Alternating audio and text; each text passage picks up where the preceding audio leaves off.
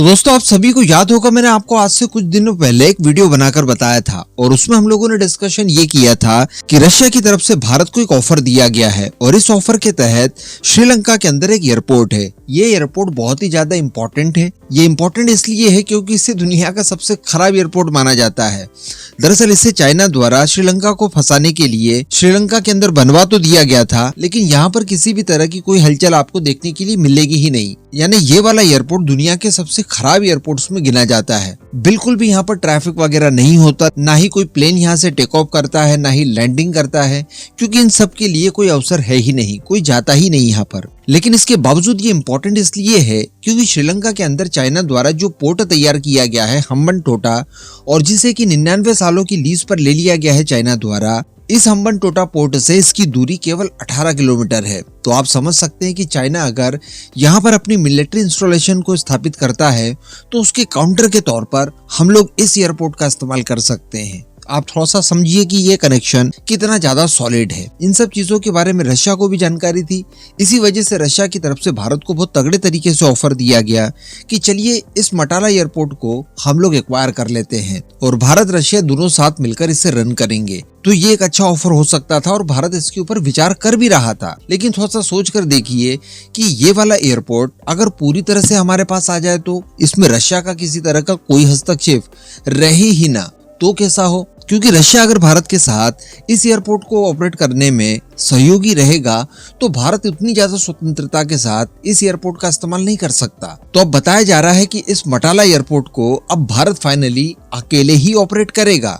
और मटाला एयरपोर्ट ही नहीं, इसके अलावा श्रीलंका के अंदर अन्य 2 और एयरपोर्ट हैं जिनको लेकर भारत के साथ बातचीत चल रही है और ये बातचीत बहुत एडवांस स्टेज तक पहुंच चुकी है और किसी भी समय इनको लेकर, इनके ऑपरेशन और मेंटेनेंस को लेकर डील हो सकती है। जी हाँ, भारत की तरफ से अडानी ग्रुप इन तीनों ही एयरपोर्ट्स को एक्वायर कर सकता है। मैं आपको बता दूं कि श्रीलंका के कुल 3 एयरपोर्ट्स के लिए श्रीलंका के जो पर्यटन मिनिस्टर हैं, जिनका नाम हरिन फर्नांडो है, उन्होंने खुद इस बात की जानकारी दी कि भारत के अडानी ग्रुप के साथ श्रीलंका के कुल 3 एयरपोर्ट्स को लेकर बातचीत चल रही है, जिसमें एक तो ये मटाला एयरपोर्ट है जो कि दुनिया का सबसे खराब एयरपोर्ट माना जाता है, लेकिन स्ट्रैटेजिकली हमारे लिए इम्पोर्टेंट है। इसके बाद श्रीलंका की राजधानी कोलंबो में बंदर नाइके इंटरनेशनल एयरपोर्ट है, इसे भी एक्वायर करने के लिए बातचीत चल रही है। इसके साथ साथ कोलंबो में ही एक और एयरपोर्ट है जिसे कहा जाता है रतमलाना एयरपोर्ट, इसको लेकर भी बातचीत चल रही है। तो इस तरह से ये तीनों ही एयरपोर्ट भारत के अडानी ग्रुप द्वारा एक्वायर करके जल्द ही इनका ऑपरेशन और मेंटेनेंस वगैरह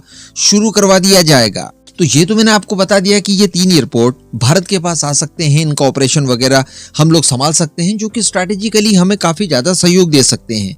लेकिन यहाँ पर श्रीलंका के लिए भी अच्छी बात देखने के लिए ये मिल रही है कि अब श्रीलंका अपने पुराने स्वरूप में वापस लौटने की तैयारियों में है। हम सभी जानते हैं कि श्रीलंका के अंदर रिसेंटली जो आर्थिक क्राइसिस वगैरह आए थे, इसके पीछे चाइना का ट्रैप तो था ही था। इसके साथ साथ जो कोविड पेंडेमिक की वजह से उनका टूरिज्म प्रभावित हुआ था, ये सबसे बड़ा कारण था श्रीलंका को आर्थिक क्राइसिस की ओर धकेलने के लिए। हालांकि वहाँ के लीडर्स द्वारा फ्रीबीज वगैरह भी काफी ज्यादा बांटी गई और खराब आर्थिक प्रबंधों के चलते भी ये सारी कुछ चीजें जनरेट हुई थी।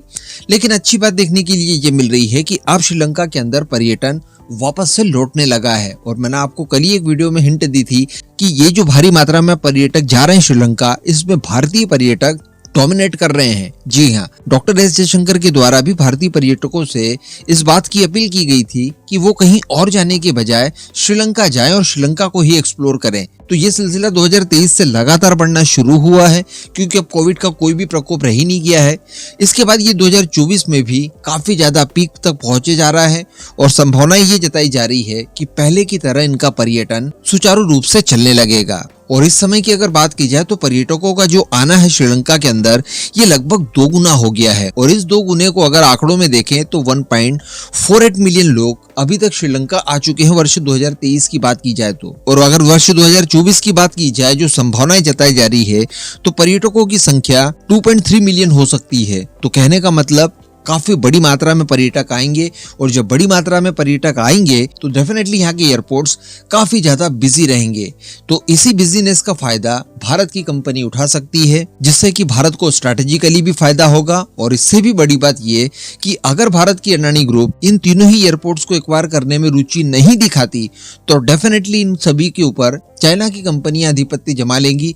उसके बाद ये भारत के लिए और भी ज्यादा बड़ी गले की फांस बन सकता है, क्योंकि मैंने आपको एक वीडियो में बताया था कि ये जो मटाला एयरपोर्ट, जो कि दुनिया का सबसे खराब एयरपोर्ट है और चाइना द्वारा बनाया गया, ये चाइना ने जानबूझकर बनाया है ताकि इसका इस्तेमाल चाइना ही इन फ्यूचर कर पाए। चाइना को पता था कि यहाँ से कोई पैसेंजर वगैरह मिलने ही नहीं है, ये हमेशा खाली ही पड़ा रहेगा। हार तक कर श्रीलंका इसे भी हम्बनटोटा की तरह हमारे नाम लिख देगा और फिर कई सालों की लीज पर हम इस एयरपोर्ट को भी ले लेंगे। तो बंदरगाह के साथ साथ उनके पास हवाई अड्डा भी हो जाता, जो कि भारत के लिए डबल खतरा होता।